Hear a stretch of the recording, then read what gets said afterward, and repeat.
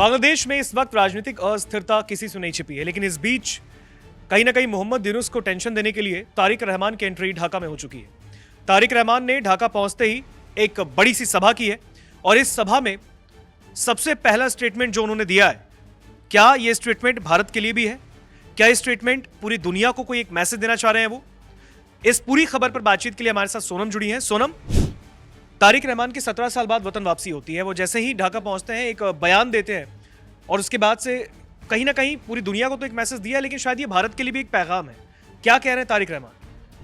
बिल्कुल, तो यहाँ पर दरअसल बांग्लादेश और भारत के बीच ऋतिक तनाव बना हुआ है, लेकिन इसी बीच वहाँ पर एंट्री होती है तारिक रहमान की बांग्लादेश में। ठीक है, इसके बाद जो है राजनीतिक उथल पुथल पहले से ही मची हुई है। मोहम्मद यूनुस को ये डर लग रहा है कि उनकी गद्दी ना चली जाए, क्योंकि लगातार जो कट्टरपंथी सड़कों पर उतरे हैं, उन्होंने सरकार को अल्टीमेटम दिया है कि या तो उस्मान हादी के हत्यारों को हमारे सामने लाइए और न्याय दीजिए। और सबसे बड़ी बात है सोनम कि यहाँ पे उस्मान हादी के भाई ने भी मोहम्मद यूनुस को अल्टीमेटम दिया कि जो हालात शेख हसीना के हुए हैं वही हालात मोहम्मद यूनुस के हो जाएंगे। हाँ, और ये अपने आप में एक बड़ी धमकी जो है उस्मान हादी के भाई की तरफ से दी गई है, वो भी ऐसे दौर में जब भारत और बांग्लादेश के बीच जो तनाव है वो बना हुआ है, बरकरार है। लेकिन इसी बीच यहाँ पर एक बड़ा बयान तारिक रहमान की तरफ से आया और कहा जा रहा है कि तारिक रहमान जो फरवरी 2026 में चुनाव होने वाले हैं उससे पहले जो है एक बड़ा राजनीतिक उलटफेर यहाँ पर हो सकता है। प्रधानमंत्री वो बन सकते हैं, ऐसा कहा जा रहा है, संभावित प्रधानमंत्री।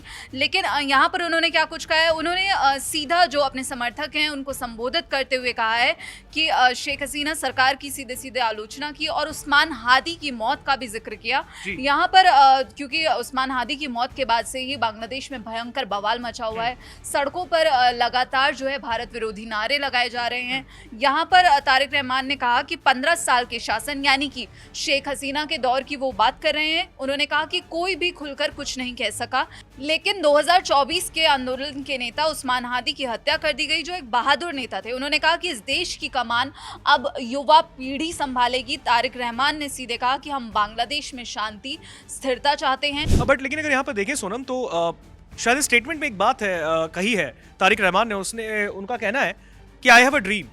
कोई ड्रीम है शायद एक बांग्लादेश को लेकर, क्या ख्वाब देख रहे हैं बांग्लादेश को लेकर, क्या कुछ सपने उनके हैं, क्या बांग्लादेश को एक नया बांग्लादेश बनाना चाह रहे हैं?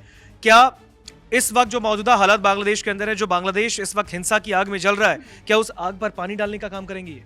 बिल्कुल, तो यहाँ पर एक तरह से ये मोहम्मद यूनुस को भी संदेश है और एक तरह से भारत को भी वो एक मैसेज देने की कोशिश कर रहे हैं। जो यहाँ पर उन्होंने जनसभा को संबोधित करते हुए कहा कि हमें एक नया बांग्लादेश बनाना होगा और उन्होंने कहा आई हैव अ ड्रीम। इसका मतलब अब जो एक्सपर्ट्स हैं वो यही लगा रहे हैं कि क्या भारत के संदर्भ में उन्होंने ये बयान दिया है या फिर मोहम्मद यूनुस के संदर्भ में कि अब मोहम्मद यूनुस की सत्ता जाने वाली है, तो अपनी जो कुर्सी की पेटी है वो बांध लीजिए। यहाँ पर उन्होंने सीधे तौर पर कहा कि इस देश की कमान जो है वो अब युवा पीढ़ी संभालेगी और हम बांग्लादेश में जो है शांति और स्थिरता चाहते हैं। उन्होंने कहा कि मार्टिन लूथर किंग का जिक्र किया उन्होंने और उन्होंने कहा था कि आई हैव अ ड्रीम। और आज मैं बांग्लादेश की जनता से ये कहना चाहता हूं कि मेरे पास एक प्लान है अपने देश के लोगों के लिए और अपने देश के भविष्य के लिए। साथ ही उन्होंने यहाँ पर अल्लाह का शुक्रिया अदा करते हुए कहा कि जिनकी कृपा से वो अपनी मातृभूमि में वापस लौटे हैं। उन्होंने जैसे ही वो वापस बांग्लादेश की धरती पर लौटे, उन्होंने मिट्टी को छुआ और एक तरह से उन्होंने कहा कि ये वही धरती है जिसे 1971 में भारी बलिदान, जो कुर्बानी लोगों ने दी, उसके बाद आज़ादी मिली थी। उन्होंने कहा इसी तरह का एक आंदोलन जो है 2024 में भी देखने को मिला, जब लोगों ने जो है देश की संप्रभुता की रक्षा के लिए खड़े होकर संघर्ष किया और कहा कि आज वक्त है कि हम सब एकजुट हों। मुस्लिम, ईसाई, बौद्ध और हिंदू सभी मिलकर यहाँ रहते हैं, हमें मिलकर एक नया बांग्लादेश बनाना है। तो यहाँ पर दरअसल ऋतिक दीपू चंद्रदास जो हिंदू युवक है जिसकी हत्या कर दी गई, निर्मम हत्या, जिसके बाद भारत में भी भारी आक्रोश देखने को मिल रहा है। लगातार जो है अंतर्राष्ट्रीय स्तर पर भी इसकी निंदा की जा रही है और कई देश, हम भारत की बात करें, रूस की बात करें, अमेरिका, चीन की बात करें, हर तरफ से बयान सामने आ रहा है। बिल्कुल, हमने यहाँ पर भी देखा सोनम, आपने देखा होगा दिल्ली में भी बांग्लादेश हाई कमीशन के बाहर किस तरीके से दिल्ली पुलिस और वीएचपी यानी विश्व हिंदू परिषद के लोग भी भिड़ गए, जस्ट बिकॉज की दीपू चंद्रदास के जो परिवार हैं उसे न्याय मिले। क्योंकि कहीं ना कहीं ये हिंदू अल्पसंख्यकों को टारगेट करने की बात थी, क्योंकि वहां पर हिंदू जो है वो माइनॉरिटी में है और ऐसे में उन लोगों को जिस तरीके से निश्वंस उनकी वहां पर हत्या की जा रही है, जिस तरीके से उनको ट्रीट किया जा रहा है, ऐसे में ये पूरा एक आंदोलन छिड़ा हुआ है। भारत में भी इसकी तस्वीर अलग अलग शहरों में देखने को मिली, लेकिन दिल्ली में हाई कमीशन के बाहर भी ऐसा हुआ तो हाई कमिश्नर को तलब भी किया गया था। लेकिन इस पूरे बीच में अगर हम देखें, तारिक रहमान ने ऐसा और क्या कुछ कहा है जिससे कहीं ना कहीं मोहम्मद यूनुस को टेंशन होना चाहिए? बिल्कुल सीधे तौर पर क्योंकि अब जो राजनीतिक विश्लेषक हैं उनका यही मानना है कि तारिक का जो बयान सामने आया और तारिक की वापसी ऐसे दौर में हो रही है जब भारत के साथ जो रिश्ते हैं वो तनावपूर्ण बने हुए हैं, वहीं पाकिस्तान और बांग्लादेश की जो नज़दीकियां हैं वो लगातार बढ़ रही हैं और ये भी सामने आ रहा है कि चीन और बांग्लादेश भी अब नज़दीक आ रहे हैं। तो इसी बीच जो बांग्लादेश में जो राजनीतिक पिक्चर है वो अब कहा जा रहा है कि चेंज हो सकती है अगर जो तारिक रहमान प्रधानमंत्री बनते हैं। तो यहाँ पर तारिक रहमान का जो भारत विरोधी रुख है वो भी हमने देखा। उनका हाल ही में बयान सामने आया था, उन्होंने ये कहा था कि भारत के साथ हम अच्छे रिश्ते चाहते हैं, बांग्लादेश भारत के साथ अच्छे रिश्ते बनाना चाहता है। लेकिन यहाँ पर मैं कहना चाहूँगा कि मैं बांग्लादेश की फर्स्ट नीति के तौर पर काम करता हूँ और हमने देखा कि ट्रम्प भी जो है make America great again, make America first का उनका नारा है। तो यहाँ पर उन्होंने भी यही कहा कि बांग्लादेश का हित मैं सर्वोपरि रखूंगा, लेकिन मैं भारत के साथ जो है रिश्ते अच्छे चाहता हूँ। तो यहाँ पर वो सीधा सीधा संदेश अब उन्होंने यही दिया है।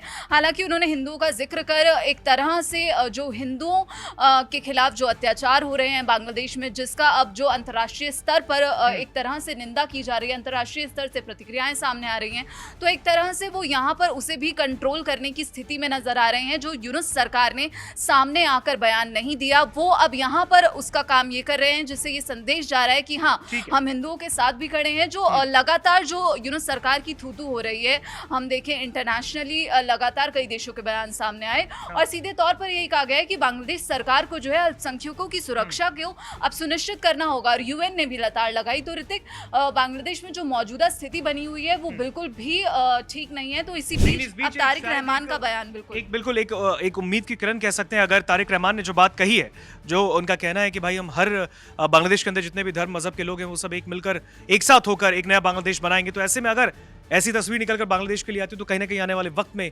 बांग्लादेश के लिए अच्छा है, क्योंकि मोहम्मद यूनुस की इस कार्यकाल में जो अंतरिम सरकार वहां पर चल रही है, कहीं ना कहीं बांग्लादेश जल ही रहा है। और ऐसे में तारिक रहमान की एंट्री को आप कैसे देखते हैं, कमेंट सेक्शन में हमें बताइए।